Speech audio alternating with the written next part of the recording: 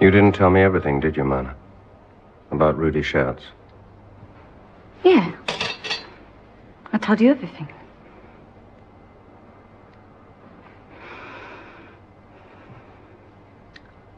I told you nearly everything. Tell me the rest. My mum said that I'd be an accessory before the fact. Do you know what that means? It sounded horrible. I'm sure your mother's wrong. What happened? Well, the night Rudy died, we were supposed to be going to the pictures, and then he said he wouldn't be able to come, and I got cross because I'd just had my hair done. And I told him I didn't fancy being stood up by a foreigner. And he got mad at that and showed me that advertisement in the paper. The one that said a murder is announced? He said it was a silly English joke. It was always going on about silly English jokes. What exactly did he say he was going to do? He told me he was going to stage a sham hold-up, pretend he was a gangster and scare all the people. Why was he doing this? Because somebody was paying him. He said he'd be well into pocket, and he was going to buy me a watch. Somebody paid him to put the advertisement in the local paper and do the hold-up? Yeah. Who? He never said. You're sure about that? Sure, honest. I mean, I'd tell you if I knew. Now that I know, it don't make me an accessory. Did you know he had a gun? I'd go out with a bloke if I thought he had a gun. And anyway, I don't believe he ever had a gun. He told me it was just a silly English joke and that he was going to enjoy laughing at their silly English faces. I mean, it stands to reason he wouldn't have done it if he thought he was going to get shot himself, would he? Be very funny, he said. Some joke.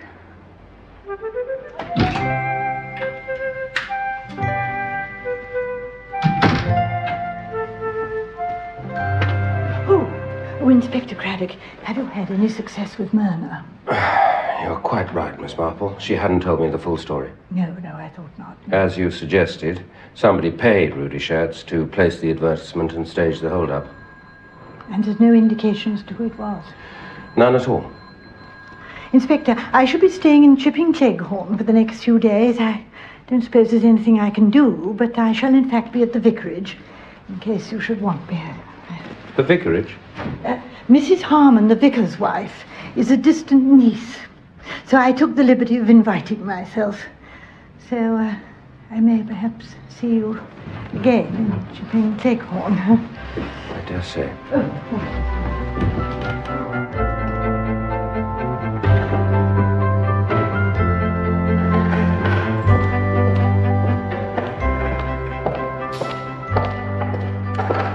What? They want me to be Archbishop of Canterbury. Very close. Aunt Jane's coming to stay. Oh, even better. I knew you'd be pleased. Aunt Jane is coming to stay. I seem to remember telling you so a minute ago.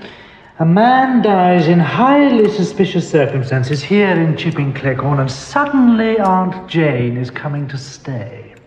Yes, I noticed that too.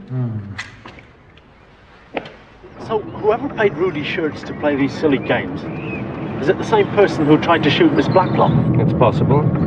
He or she could have crept up behind Shirts in the dark, fired the shots, then dropped the gun. He or she? We have to keep an open mind.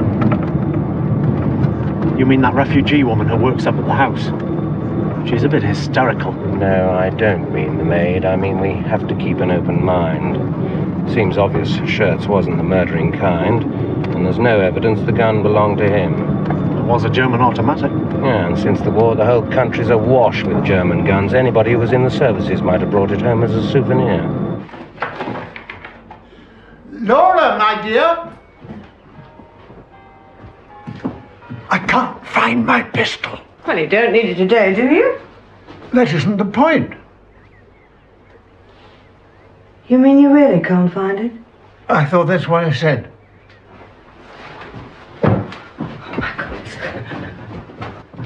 It should be in here. When did you see it last? God knows, months ago. Well, I remember clearly. I saw it on Saturday. On Saturday, are you sure? Absolutely certain. You were grumbling about your collars and the laundry. Come, my dear, I never grumble. You were grumbling. And I looked in this drawer and the gun was there. It was the day after that business at Little Paddock's. And I remember thinking, well, at least it wasn't your gun he used. Unless he took it, did the job, replaced it. And then stole it again. Rather tricky, as the young man was dead. Well spotted, my dear. Still, we needn't bother the police about it. It's just an old war souvenir. No bullets, no license, come to that. Mum's the word. You're my old war souvenir. I've got a couple of letters I must write. To begin with, the story Rudy Shirts told you when he visited the house was a pack of lies. He wasn't the son of the proprietor of the Hotel des Alpes in Montreux. Which explains why I didn't recognize him. Well, who was he? He'd had various jobs, a hospital orderly in Bern, a waiter, a shop assistant. Wherever he went, things tended to disappear. A picker-up of unconsidered trifles. Exactly. The Swiss police were becoming a little tired of him, so he armed himself with forged papers and came to England.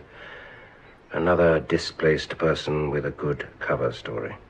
But why pick on me? Yes. Why should he want to murder Letty? He didn't want to murder you, Miss Blacklock. It looked as if he did. He burst in here with a gun, and I'm sure. He was paid to do that. Paid? Yes. Somebody else wanted to have me murdered? Is that what you're suggesting? That is what the evidence suggests. Nobody could possibly want to murder Letty. It's ludicrous. Please understand, Inspector. I have no hidden Rembrandts, no enemies that I'm aware of, and no guilty secrets about myself, or anyone else for that matter. I would like to speak to your maid. Is she at home? Hannah's in the kitchen. Because she's a foreigner, she's an automatic suspect, is that it? No, that's not it. She works hard, and her papers and her permit are in perfect order. The same applied to Rudy Shirts. The late Rudy Shirts.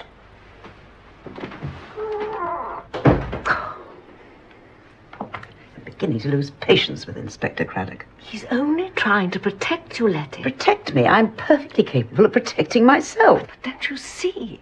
See what? If somebody paid that young man to kill you, and it didn't work, then whoever it is, well, he's likely to try again. Yes, I'm sorry.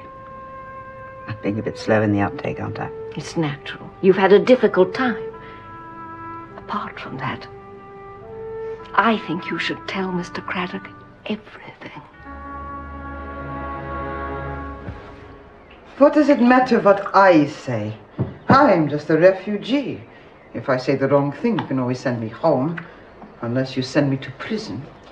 Besides, you shouldn't be talking to me. You should be talking to that nice English lady. Which nice English lady? Mrs. Hames. Why should I be speaking to Mrs. Hames? The young man.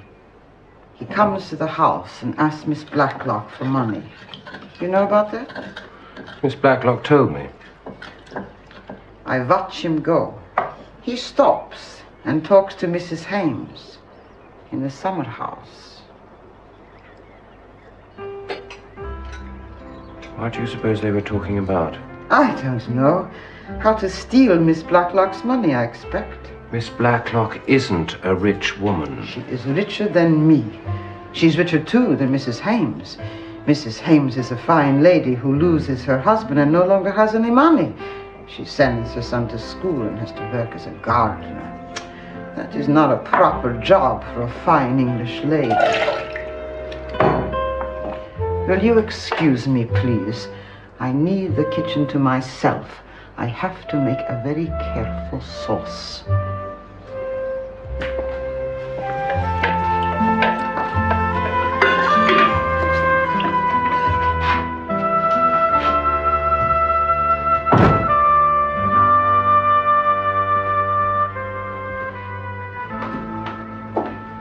Wrong door, Inspector. That one doesn't open. It's from when there were 2 rooms. We used to have the hall table against it. When was the table moved? A couple of weeks ago. Something to do with flowers. Philippa, Mrs. Hames, did a big vase. All twigs and branches and people getting their hair tangled up. So we moved the table. Is it nailed up? No, just locked. Do you have the key? Yes. In here, I think. Oh, yes, here. There. Careful. There might be something resting against the inside.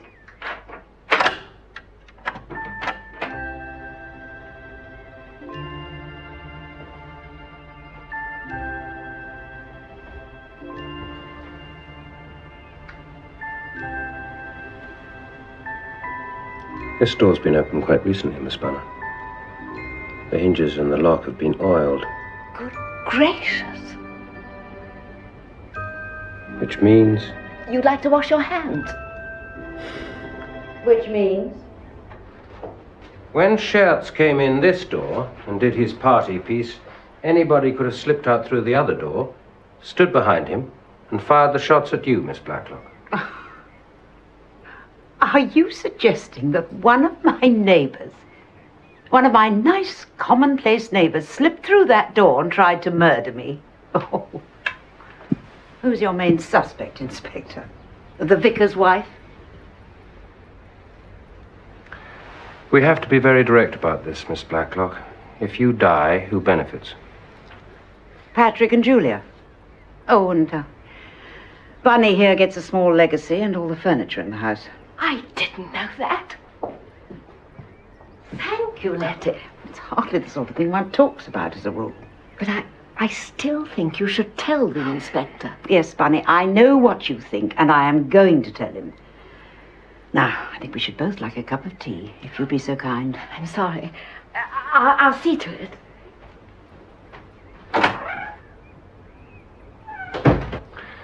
What is Miss Bunner anxious for you to tell me?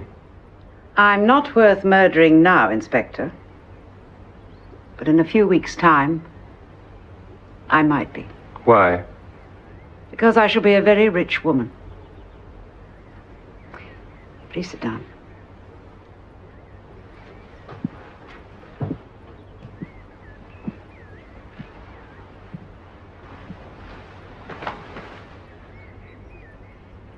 Does the name Randall Girdler mean anything to you? Oh, well, perhaps you're a little too young. He was a financier. Died just before the war? Yes, 1938. Well, until his death, I was his personal secretary. Well, more a junior partner, really. When he died, he left all his money in trust for his wife, Belle. But if she dies before me, I inherit. A great deal of money. Randall Girdler was a millionaire, so yes, a great deal of money. You said you might very soon be a rich woman. Is Mrs. Girdler likely to die? Yes. That may sound callous, Inspector, but you asked the question, and that's a truthful answer. Belle Girdler is a very sweet creature and an invalid. We exchange cards and letters at Christmas time, and her nurse keeps me informed of her medical condition. I gather it may now be only a matter of weeks. Where does Mrs. Girdler live? In Scotland. Perhaps you'll let me have the address before I leave. Yes. Going back 3 spaces, Patrick and Julia are the beneficiaries in the event of your death. Yes. But if you die before Mrs. Girdler, what happens then? Belle and Randall had no children. So when he made his will, he nominated the offspring of his sister Sonia. And who are they? Please don't laugh, Inspector, but I only know them as Pip and Emma. Pip and Emma? Yes. Who and where are they? Nobody knows. Girdler's sister Sonia married some smooth-talking Greek called Stamfordus, more or less a crook. And they lost contact with the Girdlers. Except it's known that they had 2 children born in the early 1920s. So they'd now be... 25, 26. The same age as Patrick and Julia? Yes. Is that possible? Miss Blacklock's never seen them. Mrs. Girdler's never seen them, so yes, it's possible. As I say, you have a lot of checking to do. Where are we going?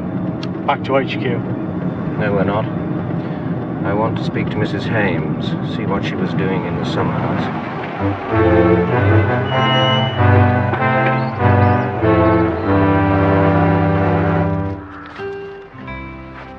I'm happy to verify a statement if it means I can stand up straight. The dead man, Rudy Schertz, you told me he was a stranger to you. Yes? Did you at any time have a conversation with him in the summer house at Little Paddocks? In the summer house? It's absurd. Who told you that? A statement was made to me that you were seen speaking to him. I expect it was Hannah. She tells lies. I've never met Rudy Schertz in my life, and I couldn't have seen him. I'm here every day.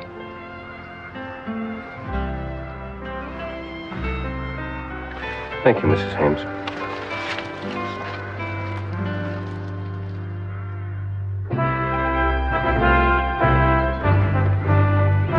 Good morning, Colonel. Good morning, Inspector. You're up bright and early. Habit of a lifetime, up with the lark. Check the defensive perimeter. I'm told you have a German pistol. Yes, unofficially, of course. Souvenir of victory and all that. May I see it, officially?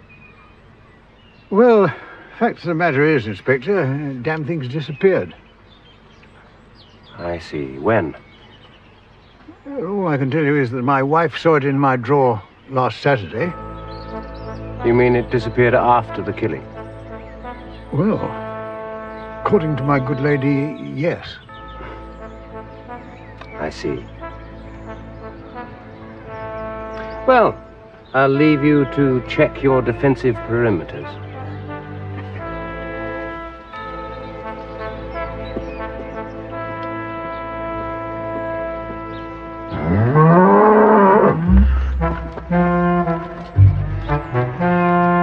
You know, the English village has changed since before the war. That's really because the whole world has changed. A village like Chipping Cleghorn, for example, it may look the same, simple and peaceful and eternal, but it isn't. You see, in the old days, everyone knew each other. And if someone new came to the village, then they brought letters of introduction. They'd either been in the same regiment or the same ship or the same colony as someone already living in the village, you see. And that no longer applies? Oh, gone forever, I suspect. Well, the big houses are sold, the cottages converted, and people simply come in from anywhere. From India, Hong Kong, or Italy, and made a little money and are able to retire. No letters of introduction, no roots. You'll have to believe their stories and take them at their face value. Plus their ration books and identity cards. Oh, can you really believe in a ration book and identity card? Horrible things, inhuman. So, Pip and Emma could be Patrick and Julia.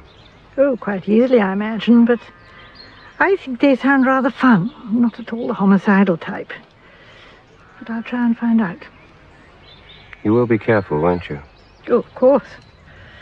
A policeman asking questions is open to the gravest suspicion, but an old lady asking questions is just an old lady asking questions.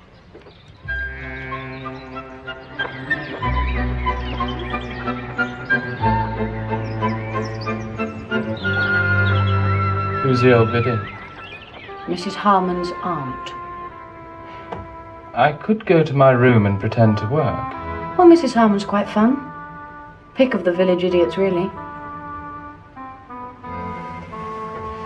Shall I be charming and terribly amusing? No, not a good idea. It must have seemed quite dreadful to you.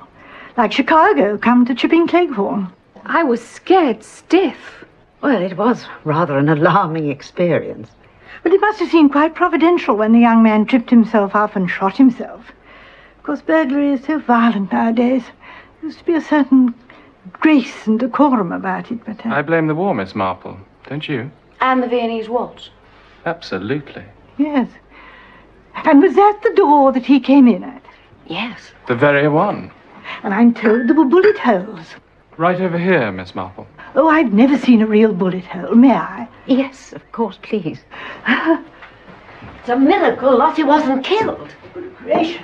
But you were jolly severely wounded, weren't you? Are you fully recovered now, Miss Blacklock? Yes, of course, it was only a scratch. I only wear this plaster to get sympathy from my nearest and dearest. It doesn't work. Unfortunately. So you were over here when it happened? I'd just gone for the cigarette box. Then the lights went out. Oh, what a delightful lamp. Dresden. Really? It's one of a pair. The other's in the spare room. Really? Oh, I'd forgotten about that. I like nice things, don't you? Oh, yes, indeed. Oh, yes, very much. I'm afraid I can't work up any enthusiasm for possessions. Do you like nice things?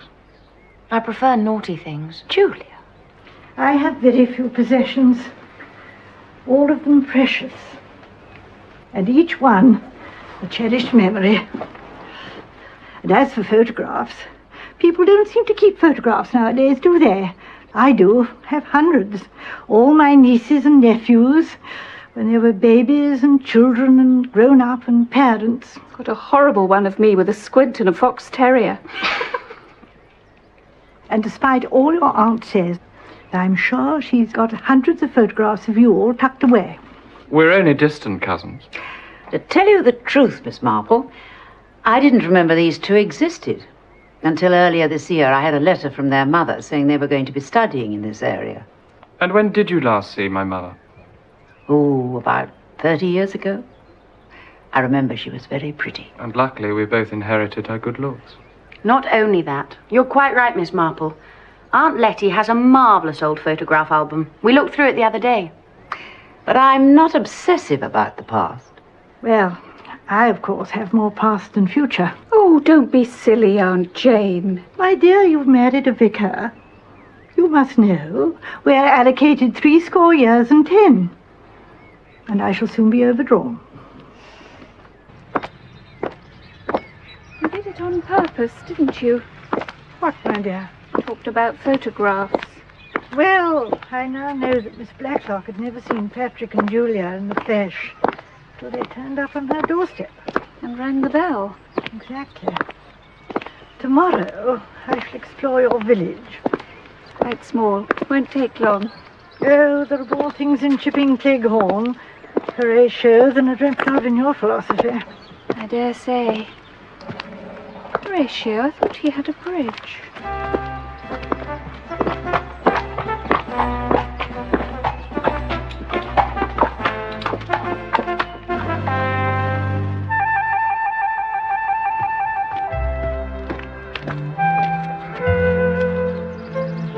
Morning, Philippa. Hello? What are you doing? Can't you see? Well, I'm no gardener. I mean, you seem to be poking around aimlessly in the soil. I'm pricking out winter lettuce. And, exquisitely, too. Please go away, Edmund. You've no business to be here. Wrong. I have business. Mrs. Lucas rang my mamma this morning, very anxious to trade one of her surplus vegetable marrows for, a pot of honey. Yes, we're swamped with vegetable marrows. So, I have my alibi, using the word loosely and incorrectly. There's no question of dalliance. Good. Faultily faultless, icily regular, splendidly null. I beg your pardon? It's Tennyson writing about Maud, but it's really about you, Philippa. Splendidly null. It isn't much of a compliment. But it isn't meant to be. It's meant to stir you into speaking. What do you like? What do you feel? That's my business. It's mine too. Oh, can't you see I'm smitten? I didn't want to fall in love with you. I just wanted to worry about the working classes and write my book about the world's misery. And then you came along. And you won't even talk to me. I'm talking to you now. Not really talking. Tell me about anything. Tell me about your husband, if you like. We met. We got married. Harry was born. Ronald was killed in Italy. Harry's a nice kid. I like him. I think he likes me, too. Oh, let's get married, Philippa. You can go on gardening, and I can go on writing my tripy book, and we can sponge off Mother. My eyesight is defective, but I'm very sincere. No, I don't think so. Very well. In that case, you'd better lead me to that vegetable marrow.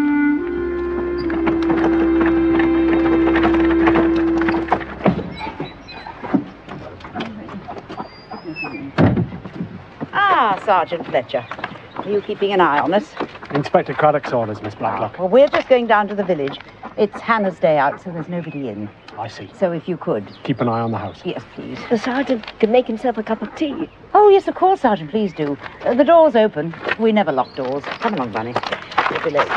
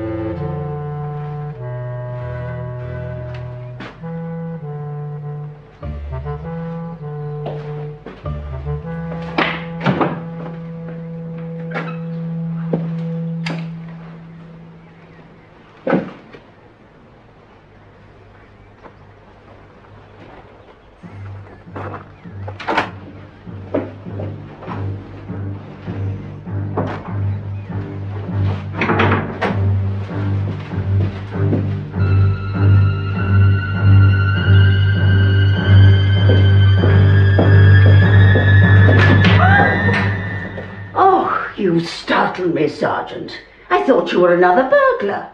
No, Mrs. Swetnam, it's only me. You came through the back door. Yes, it's always open.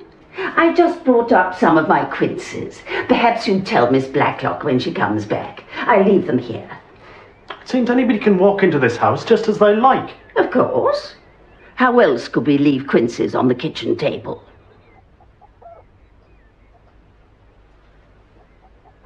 Murgatroyd. Yes, Hinch? I've been doing a bit of thinking. What about? Well, that pantomime the other night. It's all too fishy. Now, take this revolver. Well, that's a trowel. I know it's a trowel. We don't stock revolvers, do we? I suppose not. And this torch. Now, go outside, come back in, wave the torch around and the revolver like he did. And say, stick 'em up. Why? Because what happened the other night was fishy, and I want to find out what made it fishy. I'll try.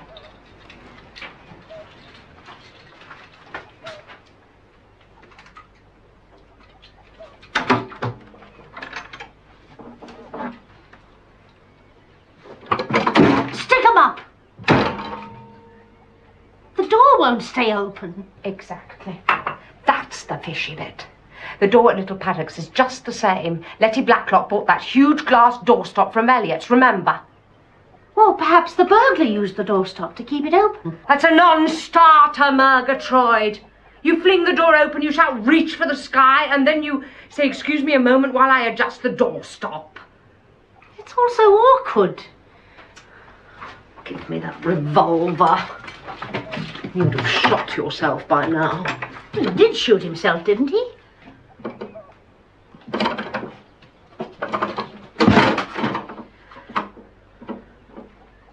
Somebody must have held the door open for him.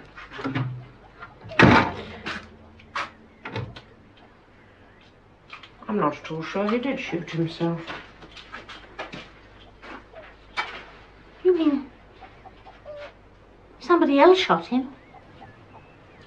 That's the only alternative to shooting oneself, in my experience. You've had experience? Of crimes of violence. Lots. Two-gun Hinchcliffe, the terror of Kidderminster. I don't believe you. Neither do I. But if it wasn't one of us who killed that boy, it was somebody very like us.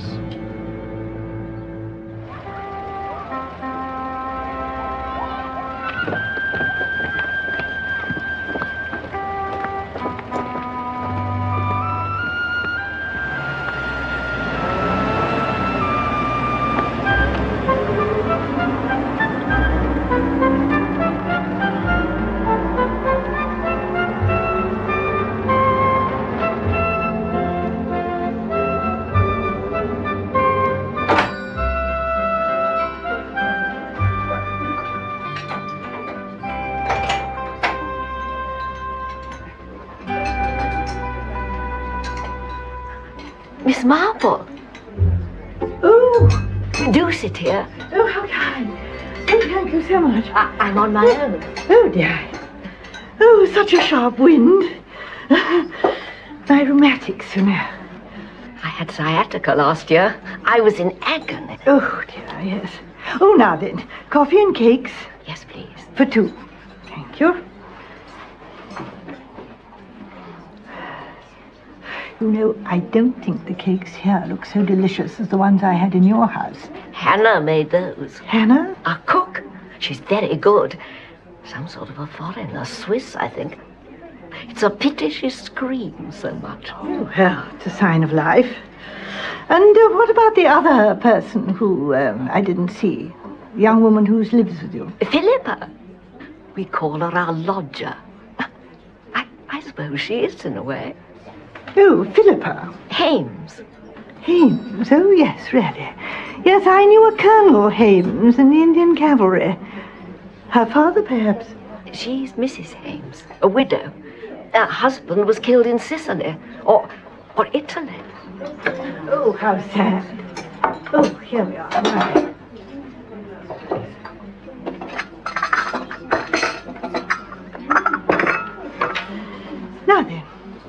Would you like me to pour out?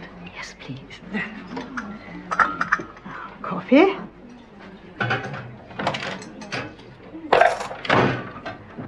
They're terribly pink, aren't they? Well, probably an artificial substitute for flavour. And has she many admirers? That waitress, I doubt it. Much too surly. Oh, yes. No, Mrs. Hames. Oh, well, young Edmund Swettenham moons around her a bit. He's a very odd young man, writes books, and I have heard that he's a communist. Oh, really? Yes. Well, he must be rather lonely in Chipping Cleghorn. I'm told they can grow out of it. Do you believe that? Oh, yes. I think that's quite likely, yes. Good. And, have you known Miss Blacklock long? We were at school together. Then we lost touch for years. She was secretary to this millionaire, Girdler, and...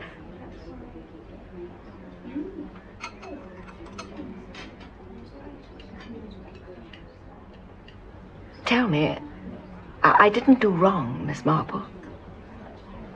I'm afraid I don't know what you're talking about, Miss Barnes.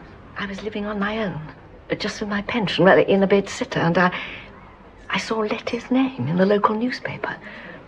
She was at a charity luncheon in aid of the Milchester Hospital. And I wrote to her. Not a begging letter. It wasn't that. Oh, no, of course not. No, you wrote a friendly letter to an old school chum. And you met. She was lonely, and you were lonely. And she asked you to move in with her, that's all. You do understand. I understand everything about lonely old ladies. I can tell. You're very comfortable to talk to, Miss Marple. You see, I get so angry when I see people taking advantage of Letty. And I do hope that I'm not like that. She's left me all the household goods and an annuity. But that's her decision. I haven't taken advantage of her. Truly. Oh, no, I'm quite sure you haven't. No. And do other people take advantage? Young Patrick. He's had money from her twice at least, to my certain knowledge. And all Letty will say is the boy's young, youth must have its fling. Yes, that's true, you know. And of course he is handsome and, though a trifle insolent, I agree, but on the other hand... I saw him with an oil can in the garden. There, dear. And the other door to the drawing room has been oiled. And I heard him having an argument with Julia the other day. But that's human nature, isn't it? Arguments between brothers and sisters. Shepherd and shepherdesses. I beg your pardon? The lamp on the table. I noticed that it was the shepherdess and not the shepherd. Coffee and gossip, Bunny? Good morning, Miss Marple. Good morning. Oh, won't you join? No, thank you very much, but we are rather late. Have you done your shopping, Bunny? I must call at the chemist. I need some aspirin and corn plasters. Please, can I pay? Oh, no, you certainly. Oh, I wouldn't dream of that. Well, no. Please come along, Bunny. That's it. Goodbye, Miss Marple. Excuse me. Come along, Bunny. Goodbye, Miss Barnett. Goodbye. She's terribly sweet, Miss Marple. Such a good listener. I don't suppose you gave her much choice, Bunny, dear.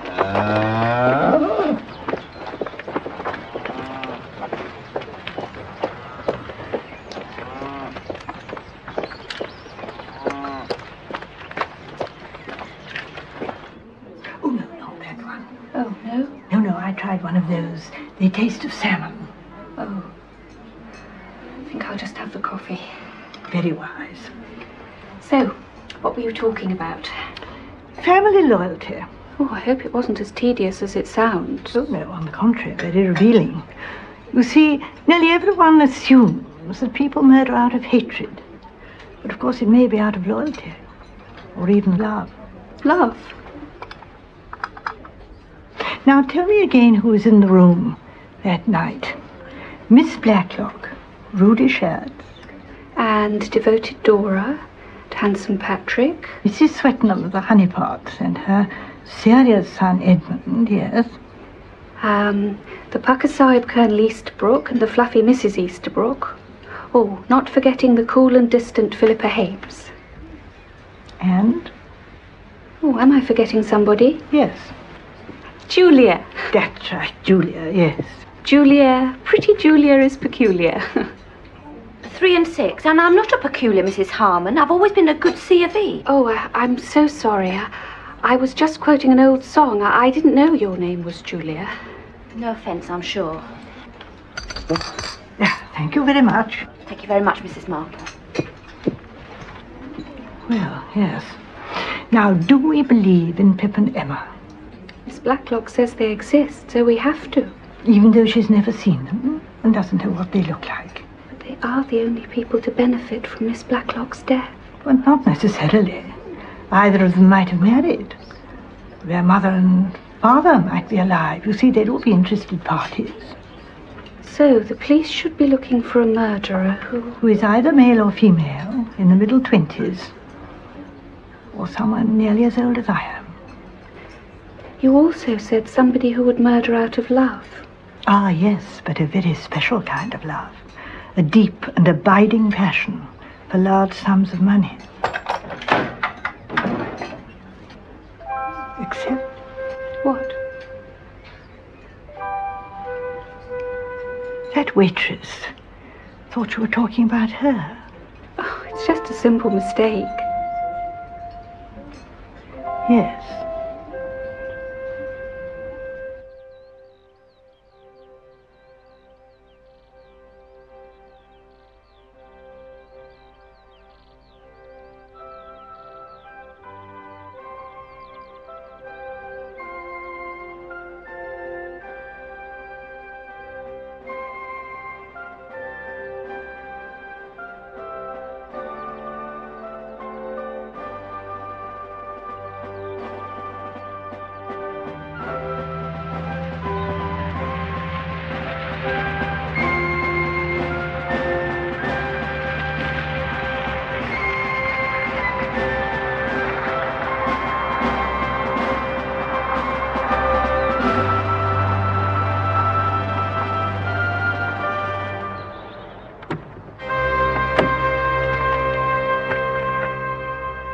Girdler's very much looking forward to your visit, Inspector.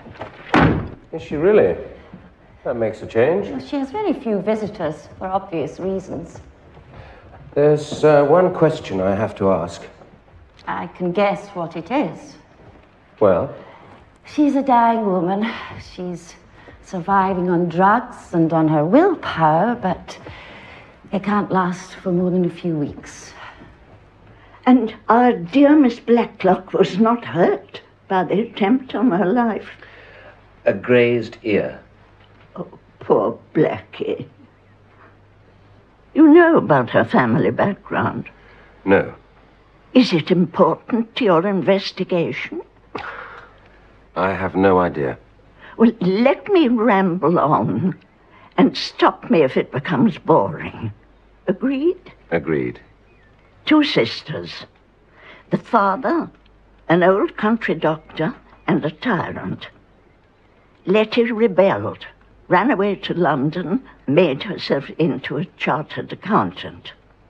The other sister, Charlotte, was an invalid. Now, when the old man died, Blackie left the firm to go and look after her sister. Randall was furious with her, shouted at her, but she was determined. And she took her sister to Switzerland.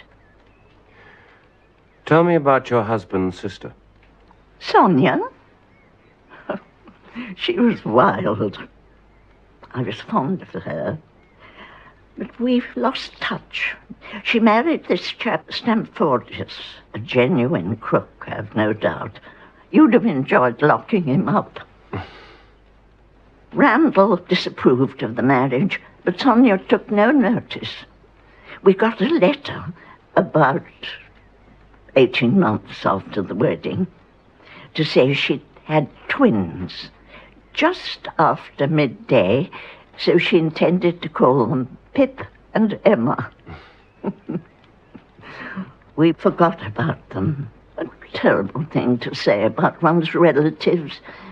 But Mr. Girdler left his estate to the children, in the event of Miss Blacklock predeceasing you. The lawyers pestered him. He told them that Blackie was strong as a horse and I was delicate, but they insisted. Lawyers do. They're so serious about life and death, things like that. But you have no idea where they may be? Your sister-in-law, her husband, or their children? They may be dead. They may be anywhere. They may be in Chipping Cleghorn. Indeed they may. Don't let them hurt Blackie. She's too good to lose.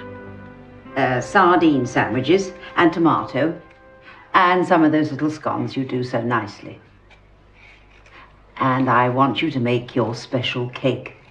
My cake? Is it a party you run such things? It's Miss Bunner's birthday and some people are coming to tea. Birthdays, parties. At her age, it's better to forget. She doesn't want to forget. She wants a cake.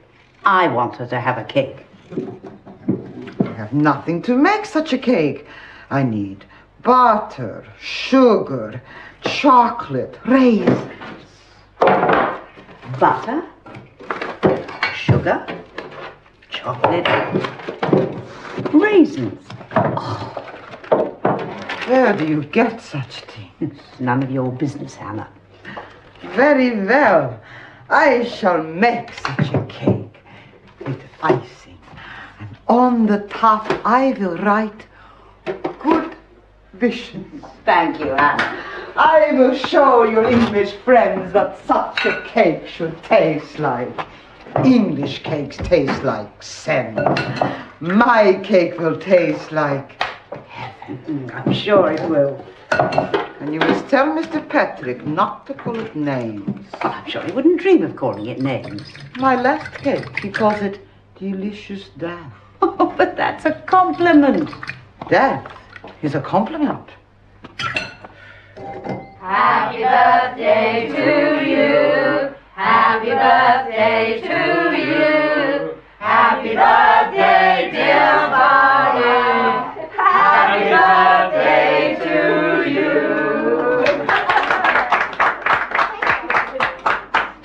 Delicious death. Hannah doesn't like you talking about her cake like that. She disapproves of everything I do. Well, it looks a lovely cake. Yes, doesn't it? Foreigners. They make damn good cakes. Mind you, it's plain boiled pudding that stumps.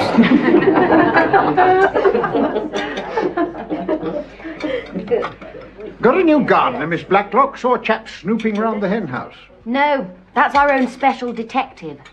Detective? Why? To protect Letty. But isn't that all over now? They adjourned the inquest. Police not satisfied. It's obvious. They never are.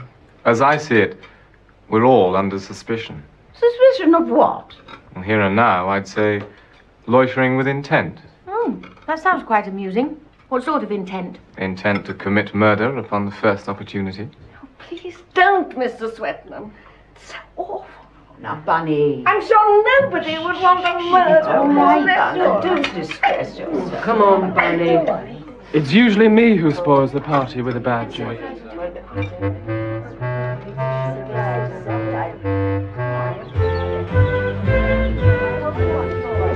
Mr. Swetnam? Mr. Swetnam? This is Mr. Brooke, Colonel.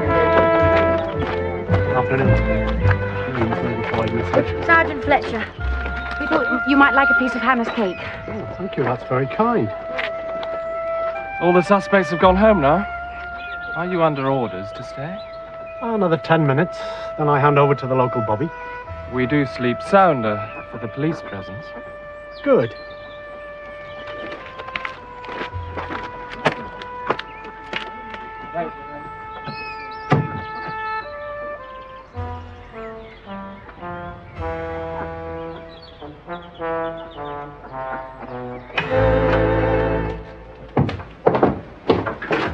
Did you enjoy your party? Oh, I did. But I got a dreadful headache. Too much excitement.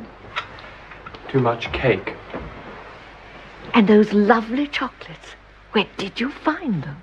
Oh, it's easy. If you don't mind breaking the law. Oh, I think I'll take a couple of aspirin. And lie down for a while.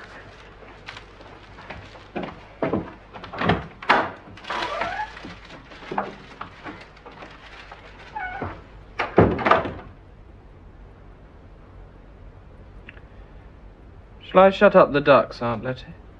Well, if you can do it properly. There's absolutely no guarantee, but I promise to try my hardest. All you have to do is make sure that the latch is down firmly. I knew there was a secret. Oh, don't worry, Aunt Letty. I'll make sure it's all right. I seem to have mislaid the aspirin I bought in the village. This house is chock full of aspirin. They fall out of every cupboard. There's a bottle on my dressing table. Take mine, Bunny dear. They're by my bed. Thank you, Letty. Ducks.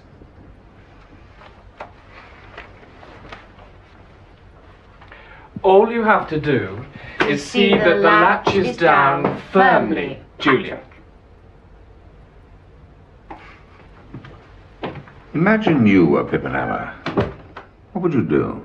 I come to England penniless. Yeah? Then, assuming I'm of criminal mentality, I seek out any rich relations I might have. I know my uncle Randall Girdler left a vast fortune. So I inquire about his widow, discover she's still alive, and that the only obstacle between me and the money is Miss Letitia Blacklock of Chipping Cleghorn. Therefore... Murder Miss Blacklock. Have we checked about Patrick and Julia? Yes, they are precisely what they claim to be. Patrick has rather a good war record. Fletcher's been busy too. So I see. Grab? Oh, please. I waited hopefully for somebody to offer, but Scotland appears to be totally dry. Helps the concentration.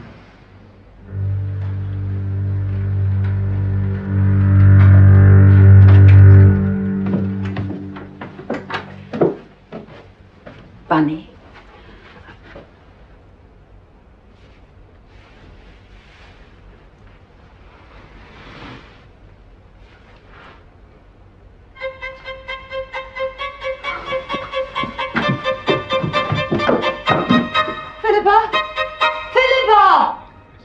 Yes. Yes, I see. Don't go. There's been another one. Yeah?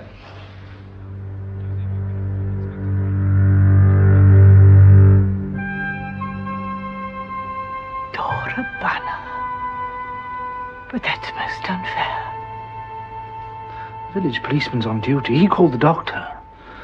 There's to be an autopsy, but... well, it looks like narcotic poisoning. But she's a complete innocent. Is it the fate of the innocent to suffer? Very often it is, yes. In spite of her innocence? Or because of her innocence?